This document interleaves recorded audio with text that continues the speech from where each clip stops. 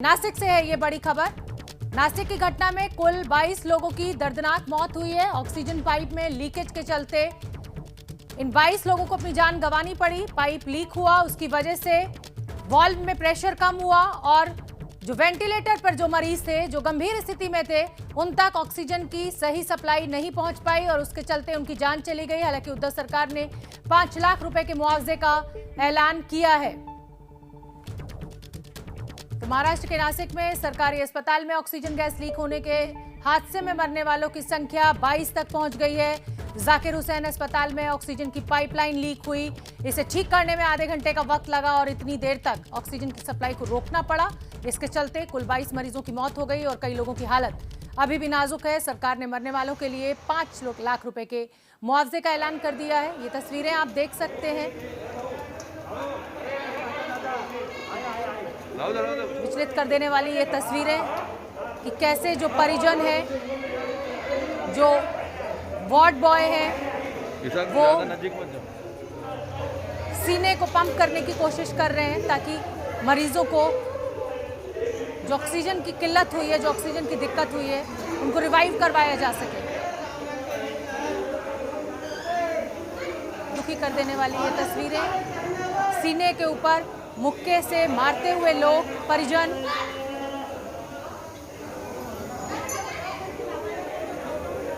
Oxygen supply रुकने से 22 लोगों की मौत हो गई। ये बड़ा हादसा महाराष्ट्र के नासिक में। ये तस्वीरें विचलित करने वाली हैं।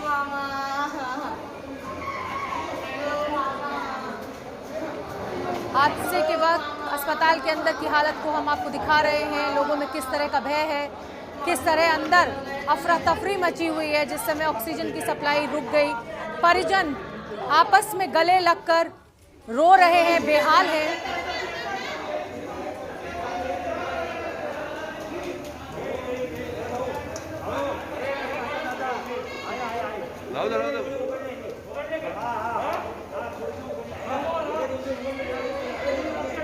परिजनों की मजबूरी का एहसास कीजिए ज्यादा नजदीक मत जाओ कि इनके अपने ऑक्सीजन की कमी से तड़प तड़प कर इनके आंखों के सामने मर रहे हैं।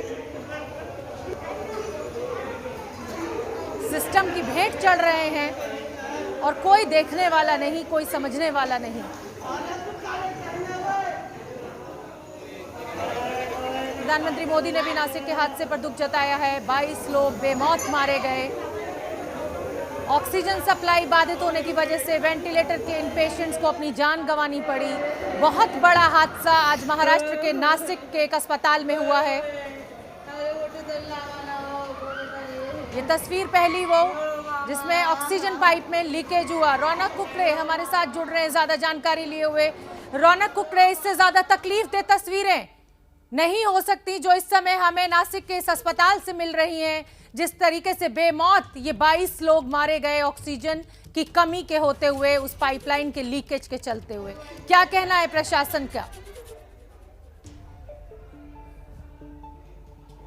जी देखिए शोभना, निश्चित तौर पर बेहद ही दुखद ये तस्वीरें जो है वो नासिक से सामने निकल कर आ रही है। आपको बता दें कि इस अस्पताल में 150 के करीब मरीज जो है वो भर्ती थे और अधिकतर लोग ऑक्सीजन और वेंटिलेटर पर थे। इस तरह की जानकारी जो है नासिक से सामने निकल कर आ रही है और ऑक्सीजन की अस्पताल में कमी होने की वजह से अस्पताल में ऑक्सीजन का टैंकर आया था जो कि ऑक्सीजन फिल करने जा रहा था और वहीं पर लीकेज हो गया और जिसकी वजह से आधे घंटे तक ये ऑक्सीजन की सप्लाई मरीजों तक नहीं पहुंच पाई और इसमें 22 लोगों की मौत हो गई है। अभी नासिक के जाकिर हुसैन अस्पताल के आसपास शोभना पुलिस का बंदोबस्त जो है बढ़ा दिया गया है क्योंकि मुख्य तौर पर जो रिश्तेदार है वो बेहद दुख में। आप तस्वीरें देख सकते हैं कि किस तरह से जैसी इन लोगों को खबर मिली कि ऑक्सीजन का सप्लाई रुक गया और उनके मरीज जो है वो ऊपर भर्ती थे, तो लोगों ने अंदर की तरफ अस्पताल के वार्ड में कूच की और अपने मरीजों को पंप करने की कोशिश की। कुछ वार्ड बॉय उनके साथ थे जिन्होंने बेहद ही वहाँ पर इस तरह की तस्वीरें देखने के बाद कई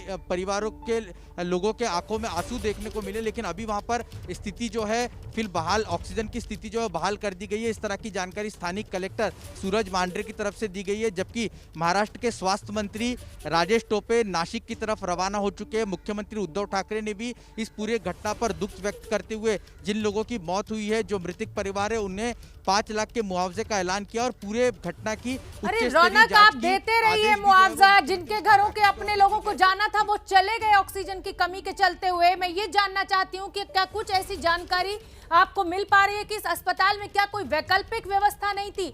अगर सप्लाई बंद हुई थी तो 2 से 3 से 4 मिनट के अंदर क्या सिलेंडर्स वहां मौजूद नहीं थे? ये किसकी लापरवाही है, किसकी जवाबदेही है?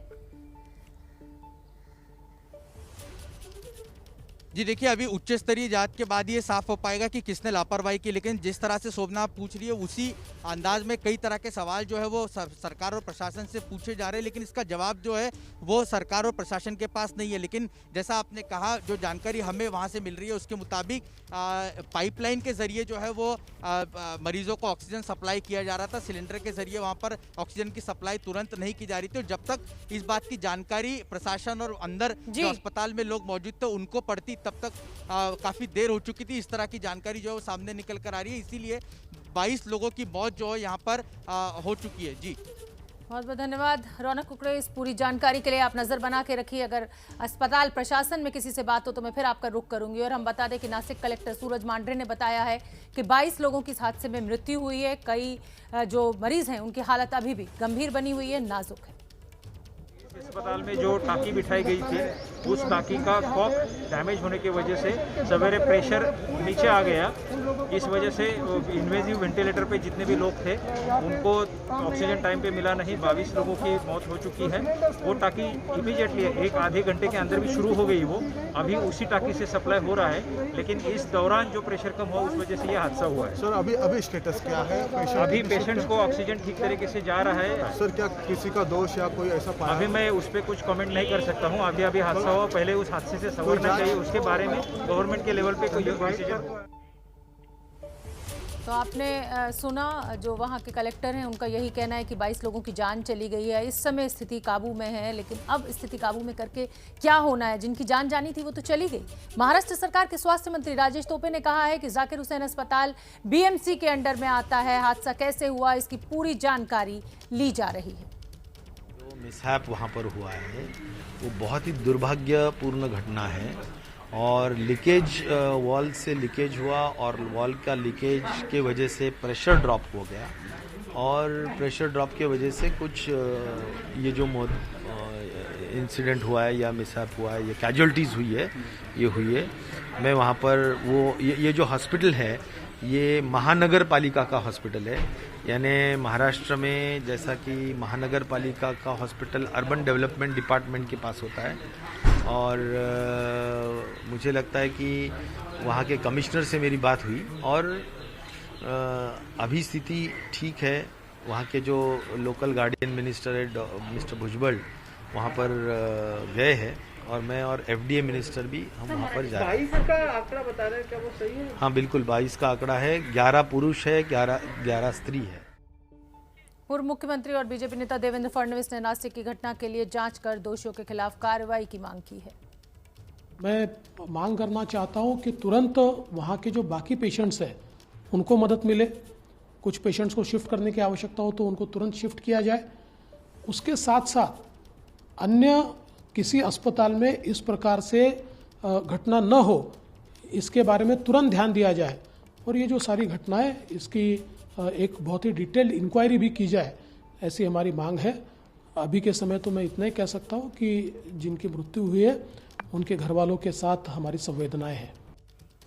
पूर्व मुख्यमंत्री देवेंद्र फडणवीस को आपने सुना, जांच होनी चाहिए, दोषियों को बख्शा नहीं जाना चाहिए। तस्वीरें एक बार फिर हम आपको दिखा देते हैं, दिल दहला देने वाली ये तस्वीरें हमें नासिक के इस अस्पताल से मिल रही हैं। किस तरह से ऑक्सीजन के बिना मरीज तड़प तड़प के मर रहे हैं, उनकी जान जा रही है, और जो परिजन हैं वो कुछ कर नहीं पा रहे हैं। उनको जो समझ में आ रहा है, क्योंकि वो डॉक्टर्स नहीं हैं, उनको जो समझ में आ रहा है, कोई सीना दबा रहा है, कोई मुँह से सांस फूंकने की कोशिश कर रहा है, लेकिन वो मरीज जो वेंटिलेटर पर हैं उन तक कैसे ऑक्सीजन पहुंचे। लगभग आधे घंटे तक ये ऑक्सीजन बाधित रही और इसके चलते 22 लोगों की जान चली गई। हालांकि सरकार की तरफ से कहा जा रहा है पूरे मामले की जांच की जाएगी, लेकिन इस तरह के हादसे की जांच के बाद क्या फायदा होगा?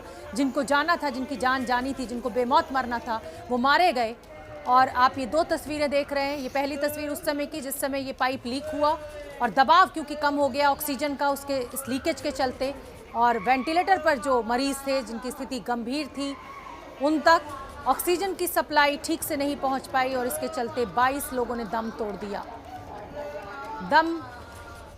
और ये गृह मंत्री अमित शाह का ट्वीट, नासिक के एक अस्पताल में ऑक्सीजन लीक होने से हुई दुर्घटना का समाचार सुनकर दुखी हूँ। प्रधानमंत्री नरेंद्र मोदी ने भी दुख जताया है, संवेदना जताई है। इस हादसे में जिन लोगों ने अपने को खोया उनके लिए गहरी संवेदनाएं व्यक्त करता हूँ। गृहमंत्री अमित शाह का ये ट्वीट। बाकी सभी मरीजों की कुशलता के लिए ईश्वर से प्रार्थना करता हूँ। तो प्रधानमंत्री मोदी ने भी नासिक हादसे पर दुख जताया है, गृहमंत्री अमित शाह ने भी संवेदनाएं व्यक्त की हैं। लेकिन बता दें कि बहुत ही दुखद ये हादसा आज महाराष्ट्र के नासिक के एक अस्पताल में हुआ है। ऑक्सीजन रिफिल करने के लिए जब टैंकर वहां पर पहुंचा तो पाइप में लीकेज हो गया। आप देख सकते हैं ये जो धुआं आप देख रहे हैं ये ऑक्सीजन है। वहां पर दमकल की गाड़ियां भी पहुंची क्योंकि अत्यंत ज्वलनशील होती है ऑक्सीजन, तो कोई बड़ा हादसा ना हो जाए इसको रोकने के लिए दमकल की गाड़ियां भी पहुंची। लेकिन अंदर अस्पताल में जो मौत का तांडव था वो देखने को मिला। ऑक्सीजन की कमी के चलते 22 लोगों की जान चली गई, 22 लोगों की मृत्यु हो गई।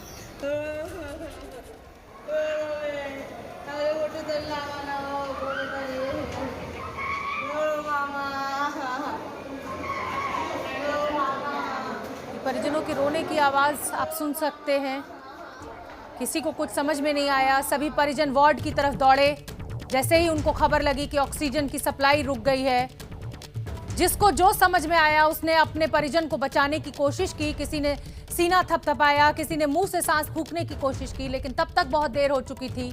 22 लोगों की जान चली गई। हालांकि जो वार्ड बॉयज थे वो लगातार मदद करते हुए दिख रहे हैं, लेकिन कोई डॉक्टर दिखाई नहीं दे रहा है अभी तक इन तस्वीरों में। नासिक की घटना में कुल 22 लोगों की दर्दनाक मौत हुई है।